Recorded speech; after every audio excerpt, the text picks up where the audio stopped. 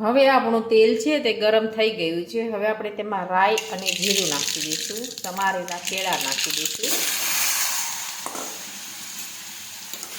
હવે આપણે સાતળી દઈશું.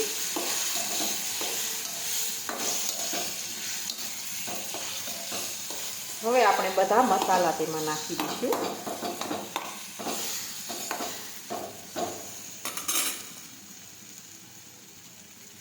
હળદર નાખીશું.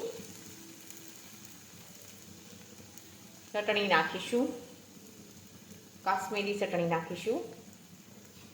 જીરું નાખીશું.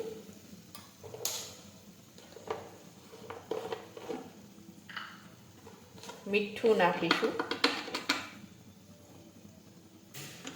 હવે આપણે સાતળી લઈશું.